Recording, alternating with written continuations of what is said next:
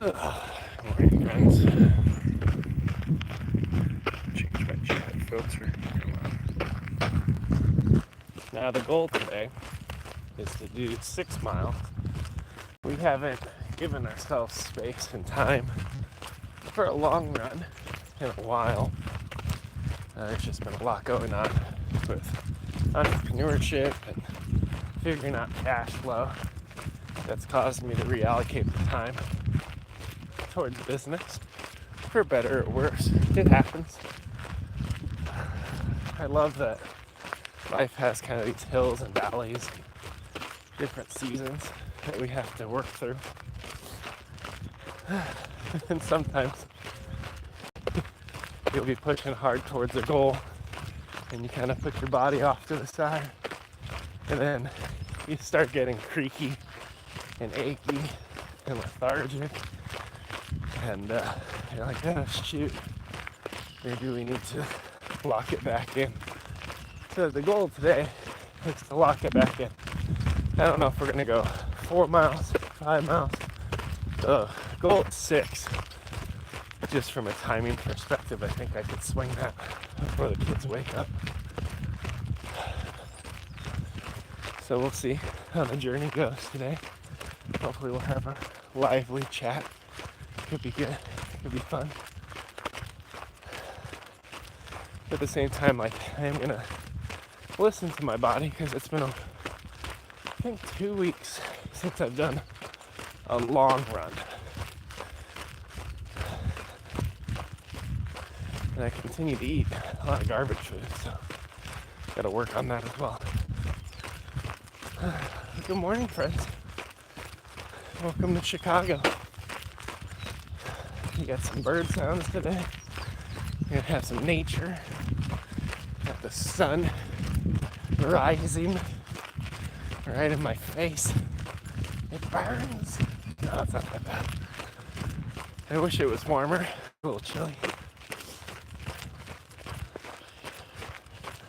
My goal is I'll hold you in one hand for the first mile, and we'll switch. Second mile. Okay. We'll see how it all works out. But I'll say, just in the first couple steps, our form isn't perfect. I have a little bit of apprehension. So we'll see if I can lock it in and make good progress.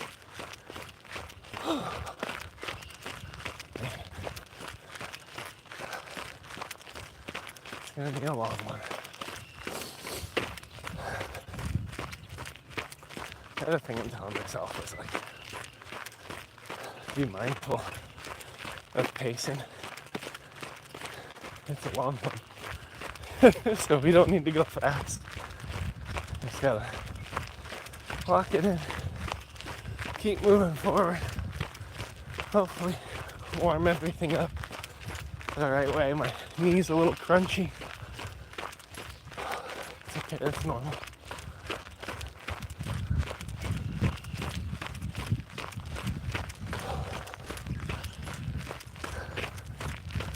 Hopefully have a little bit of fun today without all the children.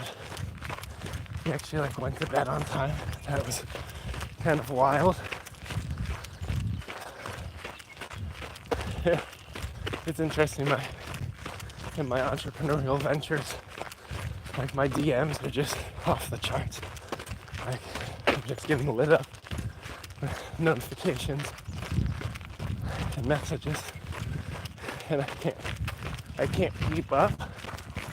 So there's this constant pressure to remain responsive, sometimes at the expense of running.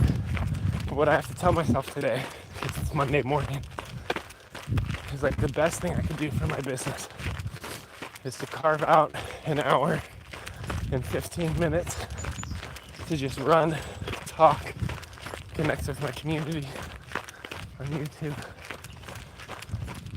process.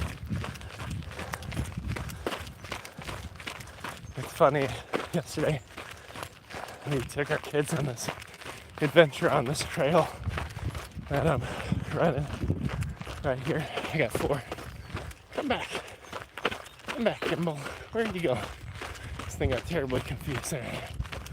I took him out on a little adventure, and our kids started grabbing sticks, the 3 oldest ones, and they were just dragging them on the dirt, making paths. And what's kind of humbling and unexpected, because there hasn't been, rain or anything, and that was kind of at the back end of the day as I'm out here running, and I can literally see the paths that my kids left me. And that's pretty cool. I don't know. It's interesting because a lot of times as parents, we feel this pressure that we have to establish the path for our kids to follow. And this is really neat because I'm following their path. We've been having some very challenging, interesting conversations as a family. For a little bit of context to the new friends here, I'm like a global medtech entrepreneur. So for a decade, I progressed surgical robotics, R&D, and commercial strategy at Johnson & Johnson. We ended up relocating 12 times in 1 year to get to Japan. And I traveled the region, attended amazing surgeries, connected with top-tier clinicians to understand what their unmet needs were. And then I directed an ecosystem of global partners to progress new technology on their behalf. And after about 2.5 years there, my role was impacted, and I was given an offer to return to the US, but it's to the wrong state.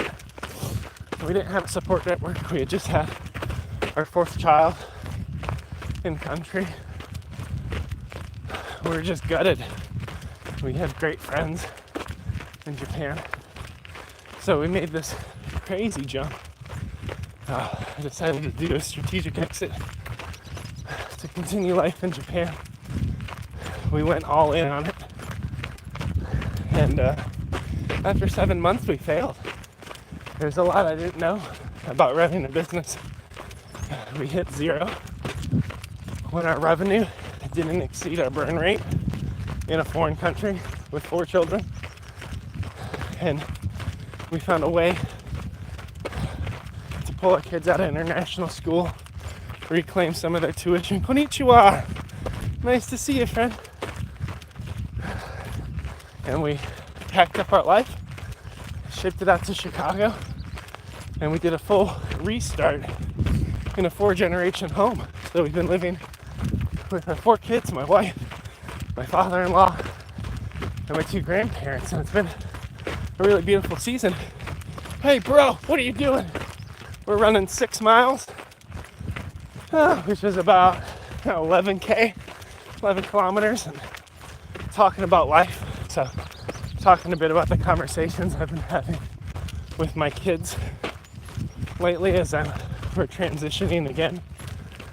So it's 12 moves in 1 year to get to Chicago, or to get to Japan. Then we navigate 3 more relocations to get to Chicago. So we've done 15 moves in the last 3 years with 4 children. And in the last 7 months, we've found a deep sense of purpose serving, particularly my grandfather-in-law, who's battling kidney failure. He's at like 7% kidney function. It's super challenging. And living in the home, helping him when he falls, like all these crazy things. Nice, keep it up. Thanks, Z-Zone. Appreciate you. Wait, Z-Nun YouTube? No, Z-Zone. It's hard to read. There's a bounce. You're on a gimbal, so it seems smooth. But, no, I'm straight, my friend. But, so we navigated these 15 moves in 3 years. And then I've been looking for opportunities to lead medtech R&D in Chicago. I've applied to like 40 different jobs, done entrepreneurship in parallel with my community on Skool. You know, trying to figure out how to make life work here. And then I got one of those crazy calls where someone from my prior network reached out to me and was like, hey, I need a front-end director, but they need to be in Cincinnati. And we're like, oh God. So we're walking through scenarios. Oh, thanks for the likes, friend. Appreciate you. Awesome. Oh, I am kind of awesome, I guess. You're awesome too, friend. Run, bro, run! Are you running for your life? Always. Always running to survive. We got 6 miles today, friends. We're almost a mile in. It's the first run back in quite some time, so we're just chatting about life. Ooh, there's some deer out there. You probably can't see them. Bet you didn't expect to see a whole bunch of deer in Chicago. Because we're outside the limits a little bit. Woo! How long have you been running for? My whole life. No. So in high school, I was a lineman for football, American football, for all you lovely internationals. What is the purpose of this running? We'll get to that. And I also wrestled, and I got slammed on my face, got a terrible concussion, and as punishment for being injured and not being allowed to wrestle, they would just make me go out in the hallway and run laps by myself. For the whole 2 hours of practice, I would just run little laps back and forth. I was a big guy. I'm still a big guy. I started at 6'3", 308 pounds or so. I'm down to around 270. And running in high school got me interested in long distance because I ran a long distance in the halls. So I ran them 1 mile. Oh my God. So I decided to join track and field instead of baseball in high school. And I was always the last person to finish the 1 mile race. I think there's one time where I came second to last. And I'm a big guy, even in high school I was big. So nobody expected to see someone with my chunky disposition approach the starting line. And, you know, everyone would blaze off past me. I'd go out and run as hard and fast as I could. And then there'd always be like this moment. It was typically, when you run a mile, it's 4 laps around the track. And it's broken up into 100-meter sections. There's 4 100-meter sections per lap. First of all, every lap in a race like that just sucks. But you do the first lap, the second lap, nothing. The third lap, nothing. There's always the 3.5 lap where there's only 200 meters left, where something would shift in the crowd on both sides, where they'd be like, oh my God, this huge person is going to actually run a mile. And then they would freak out and like stand up and clap. And then that last 200 meters, there's always like a roaring applause, like I just finished a marathon. So fast forward a couple of years, and I navigated some pretty bad back injuries. I have 2 compressed discs in my lower spine that push on my spinal cord. And I was waking up every hour and a half with pain. I could only run about half a mile. I did years of physical therapy. I was getting epidural injections in my back, similar to women having a baby, although I wouldn't compare the pain. And eventually I got everything recovered, lost some weight, built my core and back strength, and now I run half marathons. I've done 5 of them, 4 of them in Tokyo. Well, actually, now 4 of them in Japan. Because the most beautiful one, if you search my account for, you'll never spell it right, but if you search for Lake Yamanakako It is the most gorgeous run I have ever done in my life. It's around this beautiful lake at the base of Mount Fuji. Oh, it's absolutely wild. By the way, friends, we're like 1 mile in, so yay. You work as an engineer? Yes, that is true. You're doing good. Thank you. Yeah, so now, like, this is dad bod. It's on my shirt. So basically, I try to make fitness accessible to folks who are heavier set, have pre-existing health conditions, prior sports injuries, and just get people moving. And I live stream these workouts, for you, but also just for personal accountability. Like, to talk helps me keep going because I never know who's going to be on a live. And one thing that I'll be brutally honest about, like, I hate running. I hate lifting. It's never fun, even if I smile through it. So the live streams continue to keep my goals in front of me so I can continue to do hard things and get better, go farther, lift more, run around with my kids, and find some vitality. Oh, this sounds great. Well done. Thank you, friend. And where are you based? I think I have to get you close to my face to read your name. Bayun, I think. Nice to meet you, Bayun. How's your mental health status? It's complicated, okay? Like, as we were chatting earlier, like, we've moved 15 times in the last 3 years with 4 kids. And now we're looking at, like, 2 potential scenarios if I land a job in Cincinnati. Option A, we all move together a 16th time, which will again disrupt my son's schooling, which we're most worried about. He's just having a hard time. Like, it's just too many transitions. 1 second, we're coming up on a friend. He's out here in the morning getting it. Morning. Keep it up. Happy Memorial Day. Yeah, you too. Oh, wow. By the way, when you run long distance in Japan, everyone, like, focuses on their own internal locus of control, and they rarely wave and smile and say things to each other. You, like, just run into your own inner turmoil. So it always freaks me out in America when people are like, hey, how's it going? Let's have, like, 2.3 seconds of a conversation. It's just so different. You're in South Korea. Who moved to the UK?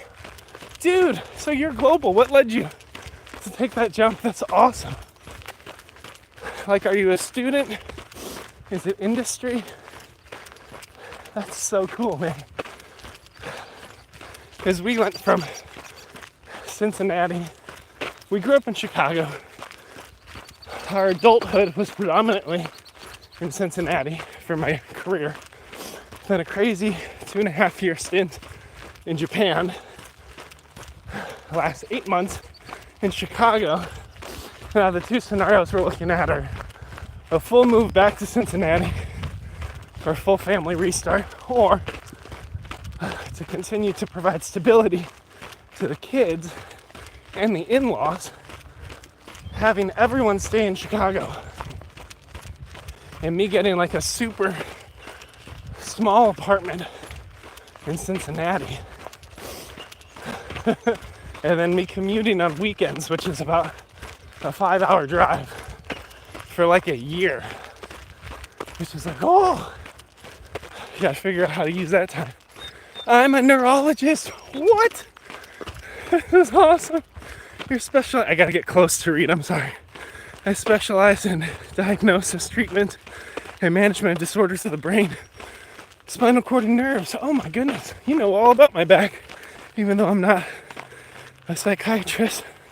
I like talking to people about mental health. Me too. And I love that you're dancing across disciplines. Like, when I traveled Japan, I just sat across the table from so many surgeons and clinicians, and they're really beautiful people. Like, it's so much work to practice in medicine. That's phenomenal. 1 second. Morning. That's so cool, friend. So you're out in UK. Are you in academia then? Like, are you a practicing neurologist doing procedures on patients? Are you a clinical researcher with a university? Did you get married to someone in the United Kingdom? I'm trying to figure out the immigration status here. Because I have a community, it's called the Big Brain Club, which is so funny because you literally work on brains. But basically it's for left brain folks, which are your engineers and global leaders. Right brain folks, which are your creatives and your community leaders. And then whole brain folks are like the parents and the entrepreneurs. And then we're all collectively trying to build the life we desire, living where we want, loving what we do, and being paid well for it. And in the community, I provide a free assessment where people can baseline 3 dimensions of their journey. The first of which is like how undefined it is. Are they navigating a lot of unknown unknowns, like problems they don't know how to solve? How disorienting is their journey? Do they not know what the next right step looks like for them to progress towards their next? And the third piece is how isolating is their journey? Do they have folks around them who have seen the same level of success that they aspire to? Or are they in like complete isolation? And then they make this post where they share all the results from that assessment, including their origin state, like where they're at, their desired future state, which is the life they want to build, why they want this change in their life, and what they're afraid of. And then the whole community of 150 big brains wraps around them and pushes them forward on the journey. So if that's of interest to you, as a neurologist, an expat from South Korea, rocking life in the UK, there's a link in the bio. It'll take you to an app called Skool, which is like a community learning-based platform, and we can hang out. Because the unfortunate part about a live on YouTube or content creation, I make friends and then I have no guarantee if I'll ever see them again, and that makes my heart sad. But if people get an app and they get a notification and they could DM me, then it's a little bit cooler. Oh man, I'm dying. I've actually been kind of surprised though. Pretty strong pace. I have no idea how far I'm running today. I'm starting to get into the point of like, oh, we're 2 miles in. Let's just turn it around. And I was like, I thought we said 6. That means you have to get to mile 3, silly. Keep going.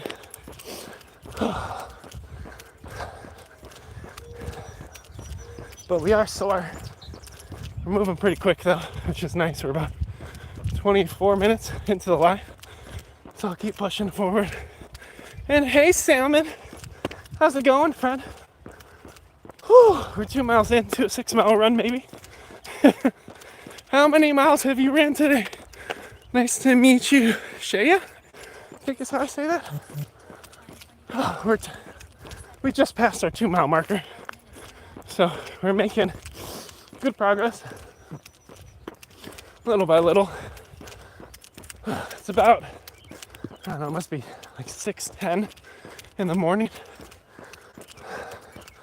So we'll keep plunking along. We're definitely gassed. Like, I'm over here talking to myself. I'm like, shoot, if we keep going forward, it means we're gonna have to run all this back. Can we do it? So I'm having all those like headspace dilemmas right now. But it's fun. So fun indeed.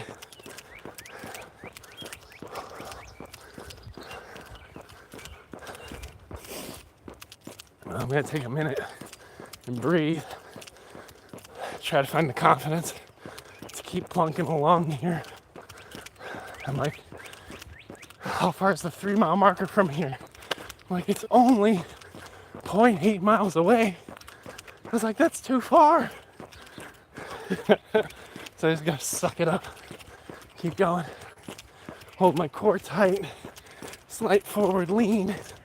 Do a couple breaths. Enjoy the ducks and the golf course. Yo, as a neurologist, I understand how moving schools, I'm sorry, there's so much mouth, can be overwhelming. Can't find the next word. Overwhelming for your children. There you go, or for your child. That feelings are valid. And with support, they can adapt and thrive in a new chapter. Run, Forrest! That was like one of my favorite childhood movies. It's so good. I mean, it's funny though, I say it's one of my favorite childhood movies. And then I saw it as an adult, and I was like, wait a minute. This isn't a childhood movie. Why did my mom let me watch this? I was like 8 years old. There's like a whole bunch of sex, and Bubba gets shot. Lieutenant Dan's like an alcoholic, like prostitutes and stuff. I rewatched that as an adult. I was like, there's a lot of movies I rewatched as an adult. And I was like, Mom, I wasn't even 13. Where's the parental control? Doesn't mean you can't watch it ever, but although not the crap that people see on TikTok.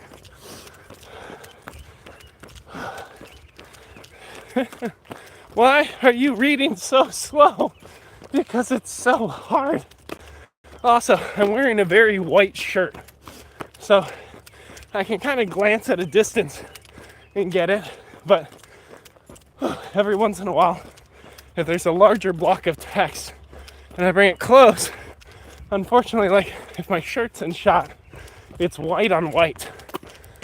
So that's where the squinting happens. Bro needs a word every 3 seconds. Whew, and we're not even halfway yet. It's only gonna get harder. Eventually I'll have to just read with my eyes without narrating it. And then be like, yeah, that's a good point. Just breathe. Actually, the goal is to stay in like the low burn where we can have a conversation the whole time. And every once in a while, my pace gets away from me. Especially if you join me on Fridays. Fridays we run what's called fartlifts. Such a stupid word and a terrible workout. It's high interval training applied to long distance running. So we do a minute half marathon pace, which is low interval, 30 seconds run, minute half marathon pace, a minute run, a minute half marathon pace, minute 30, and we just keep stacking the upper intervals until we die. It is terrible on so many levels. Yo, what's up, SG Rudders? I think. Welcome to Dad Bod. Just out here getting a nice jog in to start our day, catching a sunrise, navigating all our fears and internal doubts, feelings of self-exclusion. Hey, we're not able to run this far. Hey, we don't deserve this progress in our life. Hey, why don't you just turn around and walk home?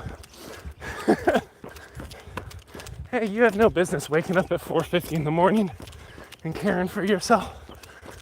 We're pushing past all that noise so we can continue to build the life we desire. Whew. even if we're slowly dying. Let's see. So we're starting to approach halfway. I know we're not there yet. So one of the hard parts is like sticky thoughts we have to work through. Is I want to check to know where I'm at, to know how far I have to go. But no matter when I check, unless I truly wait until I pass the distance, I'm gonna be disappointed with what I see. And then there'll be like a drop in pace. It always happens. Like, oh man, we're not there yet.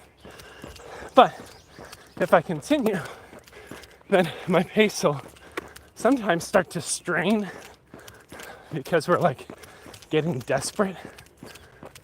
So the magic is to inform ourselves with data without having an adjustment in pace from a mental health perspective. So at the top of this hill, we'll give it a check, and I'll be a little winded at the top. So I'll take a couple big breaths, give ourselves a little bit of confidence, and then we'll see if we can get out to the 3 mile halfway marker, which would put us at just about a 5K for all you kilometer folk. Oh crap, who put this hill here? Oh no! Crap! The cardio! It's too much. Breathe. But hey friends, I'm so glad you're here. Hope you're enjoying your time. Hope you glean something. I have no idea what. I'm just a dad and an engineer trying to find my way. And running helps me think and verbally process all the messy parts with all of you. All right, I'm gonna swipe down on my phone for a minute to see the distance. I'm gonna try not to mess with my pace. Let's see. All right, not bad. We're at 2.7 miles. So we got 0.28 miles left until halfway. See some more deer out there. That's pretty cool. No bicyclist. More. Oh, he's flying.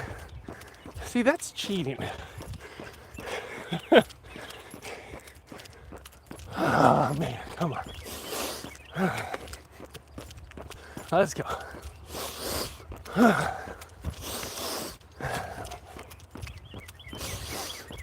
We're gonna do 10 of these. These are power breaths, so it's a double forceful inhalation through your nose. You want to pause for a second. Forceful exhale out your mouth. Pause and repeat. And each breath, you want to extend the gap of the pause. So I'm going to do 10 of them, and it helps kind of clear out the lungs. It's basically Wim Hof breathing. But I do it when I run. But you want to be careful when you do it, because if you go too long, you can make yourself pass out, which isn't helpful. So here we go. 1, 2, 3, 4, 5, 6, 7, 8, 9, 10. Now, if you're super serious about Wim Hof breathing and doing it for more of like a meditative perspective, you could go up for like 30 cycles. And then on the last one, I think you're supposed to like, can't remember precisely, go watch a video. You're supposed to like completely exhale and hold your breath because you've already like oxygenated your blood. It's wild. All right, I'm gonna check distance, then I'm gonna check comments. We should be dangerously close. 2.93, just a little bit more. How are you feeling? Oh, just peachy. It's so good. It's so much fun. I'm painfully sarcastic. But actually, core's holding up okay. Form's pretty good. Pace is pretty strong. So I'm in the headspace of like, tell yourself you could just turn around and do the other 3. We don't have to have any major setbacks. Point 2, we'll spin it at the fence. As an even coder and better neurologist, so I suggest drinking alcohol 200 times a day to maximize regeneration. Interesting insight, friend. I don't know. Oh, wow, you're up at the ceiling. My gimbal broke once again. Here we go. That was bizarre. I don't know if the Surgeon General would agree with that assessment, but more power to you. All right, I'm gonna try to switch hands. I normally don't film in the other hand, but I need to get good at it.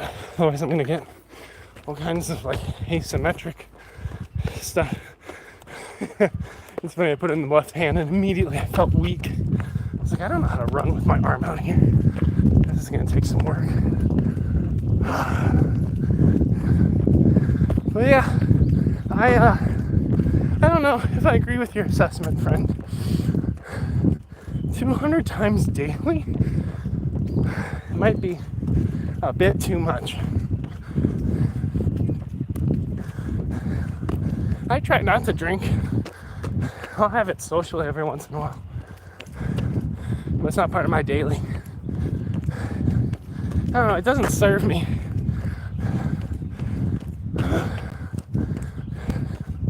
Let's see. Also, running is good for you. So, good job on that part. Thank you. Well, I'm glad running fits into your health stack. Everyone's got a different one.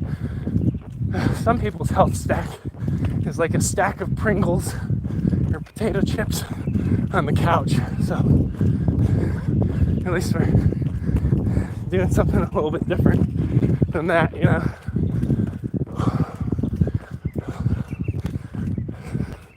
Oh man, I'm amazed how heavy the phone feels in my other hand. I'm over here like, how the hell do I do that this way? It's the first time trying to switch grip like this. Oh, the sunshine, it's so good. We're so happy. This is so fun. It's funny when I do my lifting days on Tuesdays, Thursdays, and Saturdays, we have something called the demotivation of the day, where basically to start the workout instead of doing an affirmation, because often I find, not always in life, so, but particularly in fitness, I can find affirmations to feel disingenuous. I'm like, oh, this is going to be such a delight, and we're going to feel so good when all this is over. Like for me, the closest thing I can get to with an affirmation, particularly in long distance running, is like, it's fun when it's done. I'm brutally honest of my lack of desire to be there, and finding the willpower to do it anyway. So for the demotivation of the day, I write down in brutal honesty the most snarky, snide, sarcastic, honest thing I can about how I feel, and then I do the workout anyway. Like one of my favorite ones to write down. And I write it on my notepad, so every time I contemplate quitting because I write my reps down. I have to face myself. My favorite one is, we could always quit. We don't have to be here. All right. By the way, we're going to switch grips because my left arm is spasming. So we got to get better. Hi, friends. As your neurologist, I recommend, I got to tilt you so you're dark. I recommend thinking long-term, consistent running. Oh my gosh. Steady breathing, build resilience, and mindfulness during your run to cope with fatigue and stay motivated. Well, thank you. Thank you, first of all, for being my neurologist. Whew, much appreciated, friend. I had to put your word on some green tree background. That is, running is probably the best thing I do for my mental health. But I think a lot of people, they have this framework that like mental health is like chasing a feeling. Like it's just about feeling good. Whereas like for me, I think life involves a lot of suffering and challenge and strife. And similar to the demotivation of the day, like I want to face that head on. I want to build a mental resilience to be able to learn and grow, tackle harder things, to become over time unbreakable. His life's always going to throw something harder your way.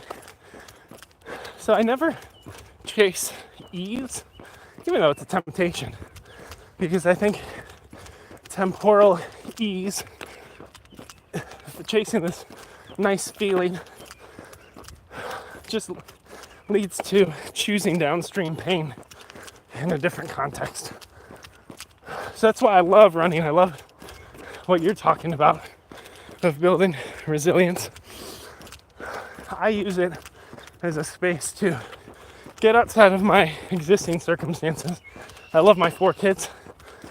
I love my wife. I love my job. But getting away from all of that for an hour on the trail, breathing, pushing myself, progressing, thinking like it's the best thing I can do for myself is to start the week as hard as possible on a run to kind of stimulate challenge so that when real challenge comes, I'm more conditioned for it, mentally, physically. I don't know if that's monk-esque, but that's what guides my running. As your neurologist, this is fantastic. Let's keep going. As your neurologist, arch enemy, I suggest you ignore my arch enemy's advice and instead try to do the opposite of what he's saying. That's awesome. Well, the problem is the opposite of what he's saying is like commonplace. Or like, I don't know, let's be bold. Let's say 95% of the genuine population doesn't run. Not that running by any means makes you superior, but a large portion of the population doesn't get up, doesn't move. We're gonna say in a US context, because it's incredibly different in Japan, where I lived, where you're on foot all over the place. Japan has the largest, fastest growing elderly population in the world, partially because they're not having kids, but also they're super aged, like they just live longer in Japan based on lifestyle, based on their mental willpower that they develop over time, based on their diet, the way they keep moving, and societal factors that push them to continue to strive on. Gambate, keep pushing. Like, in the US, a lot of folks aren't following our kind doctors, our neurologists perspective. Y'all feel me struggling? Oh, we're gonna breathe for a second. Let's breathe. Then we'll gather our thoughts. We're getting gassed, which is okay. We're approaching, though we're not there, the 4-mile marker. And I'm just sensing the diminishing strength, diminishing breathing. So let's breathe. That's 1. We're gonna reset. That's 3. That's 4. 5. 6. 7. 8. 9. 10. 11. 12. Oh, we did some bonus there. As a neurologist, I believe it's okay to quit very long run if you're feeling overwhelmed and exhausted. Listening to your body is essential. Prioritizing your mental and physical well-being. Sometimes knowing when to stop is part of healthy resilience. Ooh, that's a good word. I'm gonna stop right now. It's a little sarcastic. Although I literally say that right on a big hill, and I'm like, oh man, oh I would love to not keep moving my feet one after the other. It's like, who's gonna carry me home? No, you're correct. There are many times where I discern to walk, either if the cardio is out of control, if the mental space isn't there. A big one for me actually is like listening to my body if something is wrong with form. Like if we're tracking towards an injury, at 33, I'm out. We'll walk it back. But the devil on my shoulder is always like that threshold of wanting to transition out of discomfort is, I think, always artificially early for me. So I try to be honest with myself and where I am on a workout. I give myself grace on certain days as well. Eventually, I run half marathons. I'd love to train up to a full. And you gotta run through a lot of crap to get to that level, so we'll see. But no, I think at some point a walk could happen on this run. But I'm trying to hold out. Trying to see what we're capable of today. As long as we're in safe limits. Alright, we're coming up on a friend.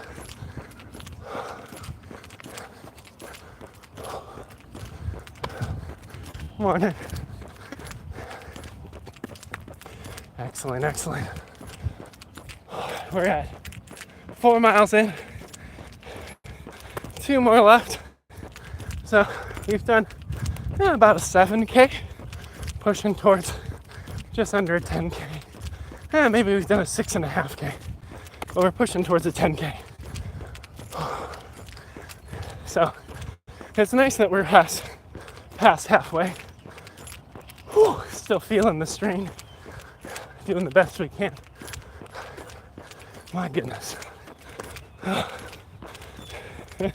You're doing great. Thank you. Thank you so much, friend. All right, we're gonna switch hands again. Try to work this other arm, which is incredibly difficult. So how are you enjoying London? Are you in London or the United Kingdom? apologize if I remembered that incorrectly. And also tell me, what was your pathway from neurology in South Korea to neurology in London? Oh, in the UK. Okay, UK. Excellent. That must be a wild journey. Hey, how's it going, friend? Welcome.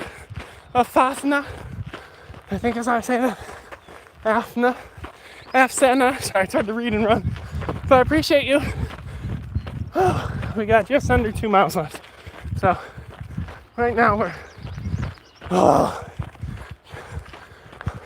we're teetering. This run could go in a lot of different directions. I could just lay down right here, call somebody to pick me up in a stretcher. We gave it our best go.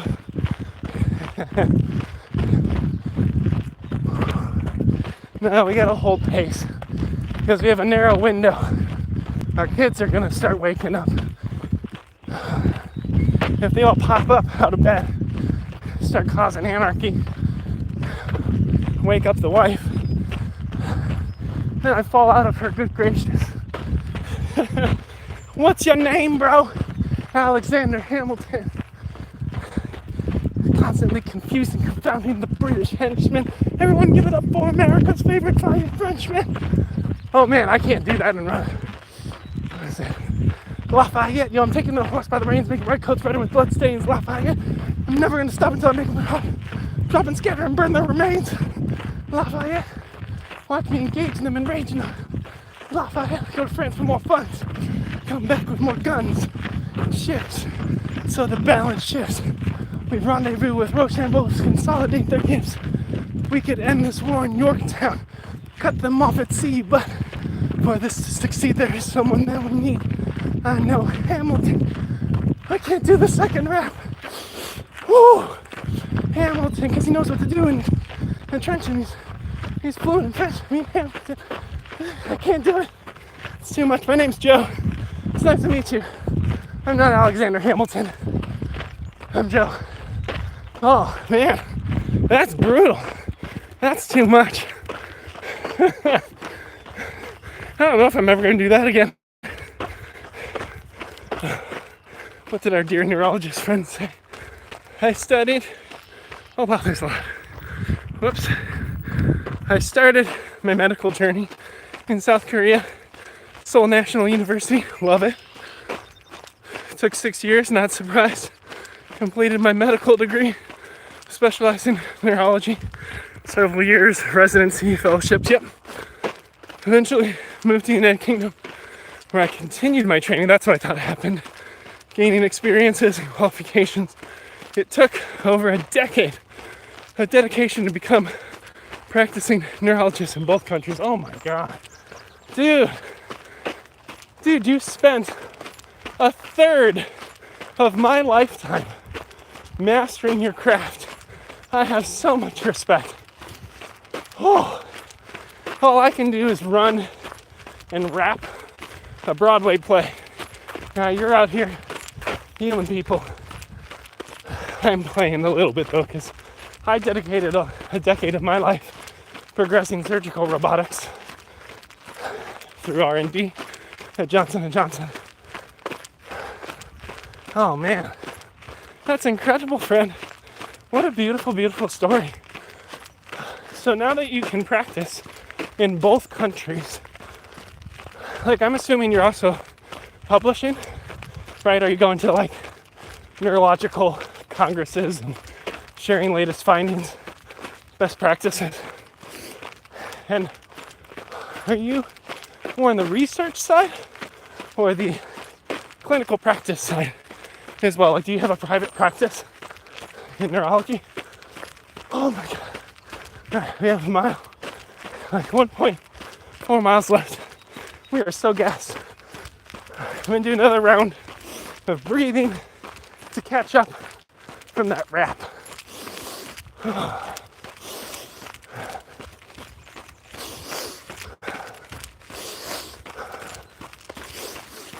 See how they're shallower For those who've been here the whole run, it's a lot harder to spread them out. Come on. Oh man. There we go. Whew. But yo, Beyond, we gotta hang out, dude. You are fantastic. Clinicians are like my favorite people. Well, they're definitely, I was gonna say they're a close second to engineers, but I think I like clinicians more. I'm in the clinical part of neurology. Yes! I mean, first of all, research is still incredibly important. But like, it's so cool to see someone navigate all that learning, all that credentialing, all that excellence, and then someone gets to be face to face with you and to have you progress healing in some way. Oh, it's beautiful. Like for them to know that a decade of you honing and refining your craft will give you confidence, will give them the confidence that they're provided for amidst whatever challenges they're facing. And you're working brain and spine, right? So, as a practicing clinical neurologist, I know we've been having some lovely mindset, mental health discussions. But as a neurologist, like what kind of cases do you see? And what kind of treatments do you prescribe? Like, I'm assuming there's physical interventions as well as different therapies, different pharmaceutical assets. Like, what's your treatment stack look like based on what somebody's navigating? And I'm sure it's complex, I'm sure it's case by case. But for all the non-neurologists here, like, what do you do? I'm gonna breathe again. Oh, I'm like desperately trying to stay in it. Oh, I want the full 6 miles today. I also want the comfort of a chill walk and talk. So I'm fighting hard. Sore, crunchy, tired, I'm out of breath. But we're here. In Japanese, you say shogunai. Like, it is what it is. It can't be helped. We just have to be at home with this experience. We have to welcome it, navigate it. Even if we don't like it, let's see what we can do.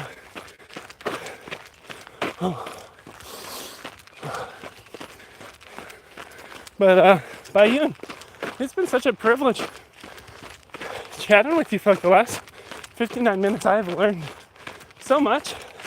I've enjoyed just the friendship and the engagement, and it's helped me pass the time. Helped me stay in the struggle. It's helped me run farther. And this is one of my therapies. It's like when I go live, I know there's typically someone here, and it can set a different framework to do hard things. Oh wow, there's a lot going on here. Okay. As a neurologist, I evaluate and treat conditions like migraines, epilepsy, Parkinson, multiple sclerosis, stroke. Oh no, I'm getting glare. And you conduct MRI, CT scan, EEG, nerve conduction studies. Oh, very interesting. Treatment plans include medication, like anticonvulsants. Okay, so that'd be for epilepsy. Dopaminergics, so dopamine treatment, I think, for depression maybe. And oh my gosh. Oops, come back.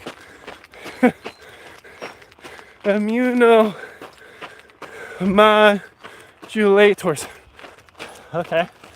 They're working on the immunity systems, along with lifestyle modifications, occasional referrals for surgical operations. Okay, excellent. That was the mix I was expecting. So what kinds of situations would lead to a surgical option? And are you performing the surgeries as a neurologist? Or are there different specialized clinicians for that care pathway? So as a neurologist, you can diagnose, you can treat with pharmaceuticals. You can also, did you say therapy? I'm rereading. No therapy. So I was curious if you work with a holistic health team. So someone who's looking at nutrition, someone who's looking at lifestyle, like fitness therapy, someone who's looking at mental health, whether it's a psychologist, a psychiatrist, and then someone who can actually perform the surgeries. Neurosurgeon, thank you. I had mixed those up in my head. So there's neurosurgeons and neurologists. And you are a neurologist. This is surgical procedures. So cool. So, have you seen any differences in treatment pathways between South Korea and the United Kingdom? Have you noticed differences in maybe trends of patients, trends in how patients are diagnosed, and trends in how they're treated? Because I'm always looking for where there's exclusions in technology, be it pharmaceutical, be it medtech. This is the challenges one global patient population is navigating, and the barriers that these clinicians have to serve them. And it's so different in this country. And there's also differences on the payer system, reimbursement, and the like. As a neurologist, I often consult neurosurgeons for conditions like brain tumors and, I'm gonna stop for a second, brain tumors, aneurysms, hypercephalgia, and immune nostalgia, severe epilepsy requiring surgical intervention. I didn't know they do surgery for epilepsy. It's really interesting. When medical management isn't enough, where structural issues are identified, I collaborate with neurosurgeons to ensure patients receive appropriate surgical treatments and outcomes. Okay, this is so helpful. So, let me ask you a question. Since I got you here, we're both doing hard things. I'm sure 10 years across 2 countries to study this craft, to do the residencies, to get the certifications, to get the practice, possibly also navigating some level of medical debt with college, I don't know.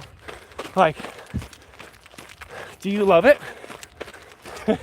Now that you're on the other side of this 10 years and you're interacting with patients consistently, even though you were doing that in your residency, I'm assuming, are you happy with your vocational choice and the work you've put in and the work you have to continue to do to stay on the leading edge of care?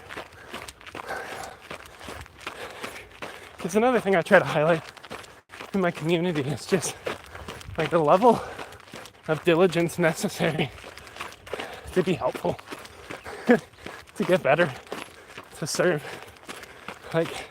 You want to build the life you desire, you have to build it with intention and not necessarily by chasing ease. When medical management isn't enough for structural issues, collaborate with neurosurgeons to ensure patients receive appropriate surgical treatment. Okay, yeah, I just read that. Sorry. I'm at the fuzzy brain part. We're probably, at this point, slightly dehydrated. We're sweating. We're breathing. We're almost home. Well, not home, but almost to the car.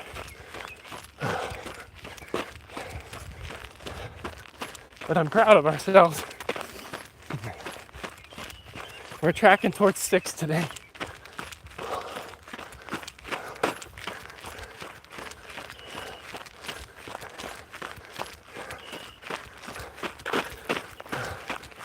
And it was a hard climb.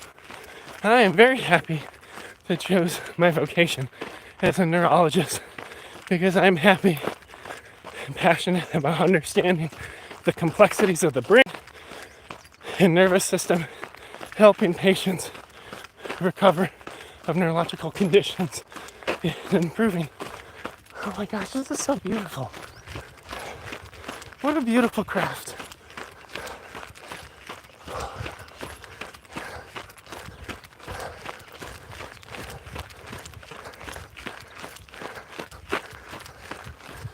Morning.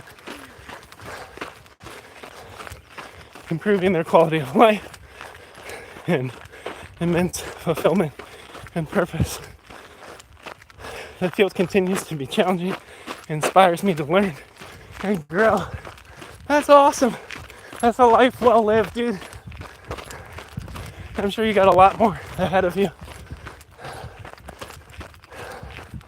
Truly, truly remarkable.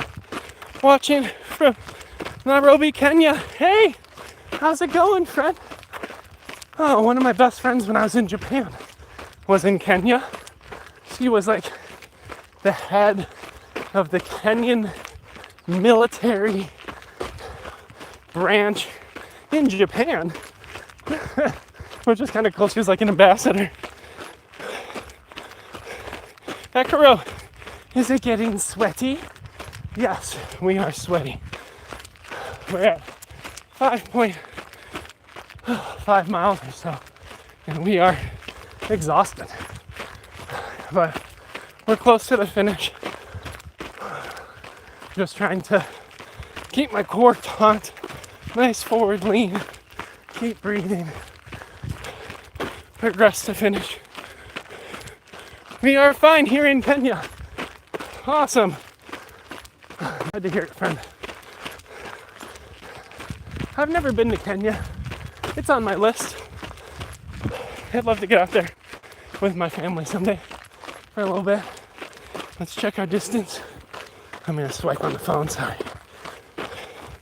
All right, 5.68 miles. Oh, yeah. 3.2. I'm over here talking to myself. I'm like, oh, that's really far. Oh, that's really hard. Also trying to say like, oh, we've run that before. It'll end. Just follow the path that my kids left for me with sticks on the ground. Just keep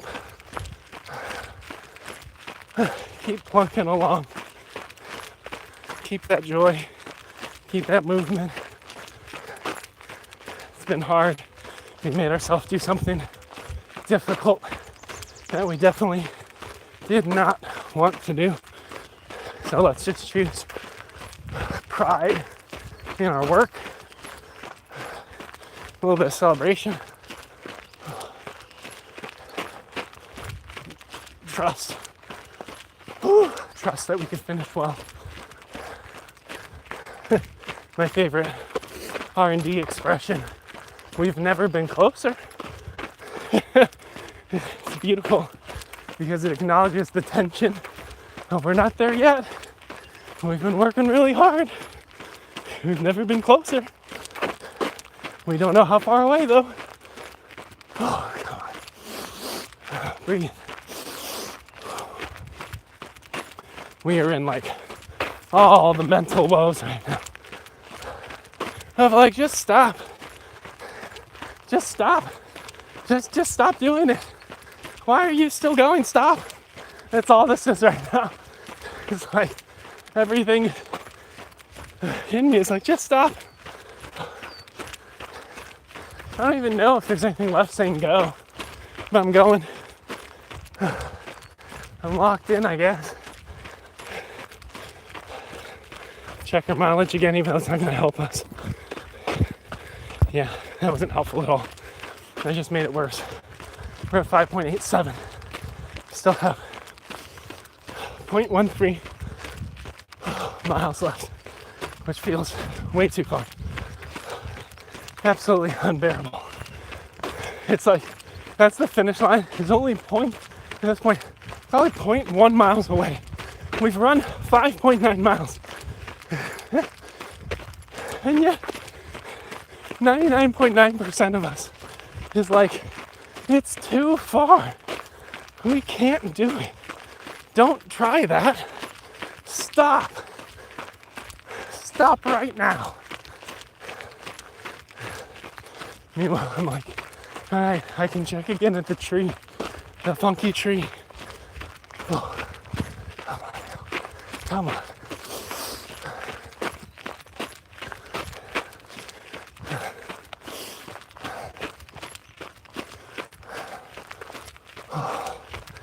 Oh my goodness.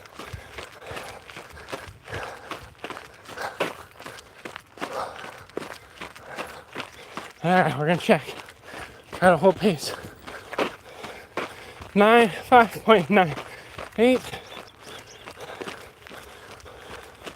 5.99,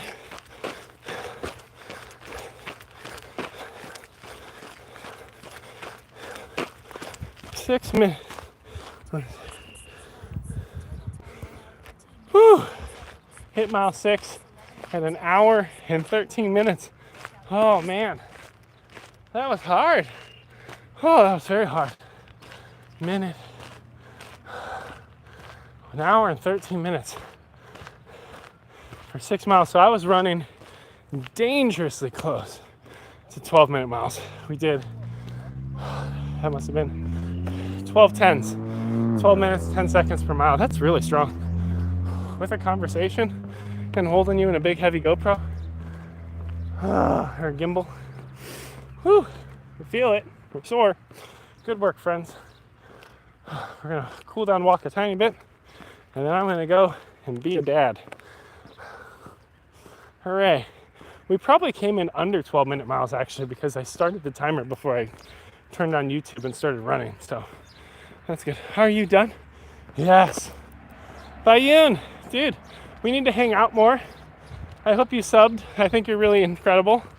I love your diligence to how you approach your craft. And if you check out the description below, there's a cool community if you're looking for a different place to hang out. I have a couple people from the United Kingdom in there as well. No doctors yet, no clinicians yet, but in time. So feel free to check that out if you want to hang out beyond YouTube. Otherwise, I'll see you on the next live or a video maybe. And yeah, keep changing the world, friends. I'm gonna kill the live, take a shower, take care of my 4 kids, and go change the world. See y'all.